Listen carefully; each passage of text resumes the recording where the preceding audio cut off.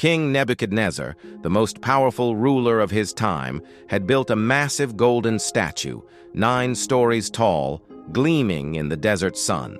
He issued a decree that whenever the music played, everyone had to bow down and worship this golden image. The penalty for disobedience being thrown into a blazing furnace? When the music played and thousands fell to their knees, they remained standing. Can you imagine the tension in that moment? The courage it took to stand while everyone else bowed? The Bible tells us in Daniel 3:16-18 that when they were brought before the furious king, their response was remarkable. They said, "O King Nebuchadnezzar, we do not need to defend ourselves before you. If we are thrown into the blazing furnace, the God we serve is able to deliver us from it, and he will deliver us from your majesty's hand. But even if he does not, we want you to know, your majesty, that we will not serve your gods or worship the image of gold you have set up." What happened next defied all natural laws. The furnace was heated 7 times hotter than usual, so hot that the soldiers who threw them in were killed by the heat.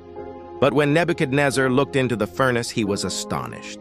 Not only were the 3 men alive and unbound, but there was a 4th figure walking with them, described as looking like a son of the gods.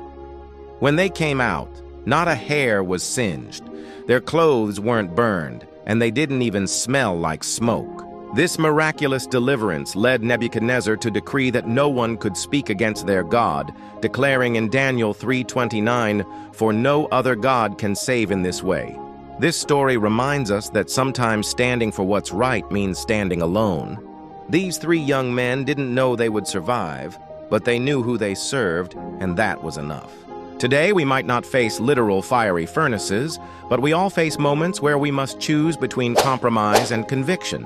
The God who walked with Shadrach, Meshach, and Abednego in the fire still walks with his people today, turning our trials into testimonies of his faithfulness.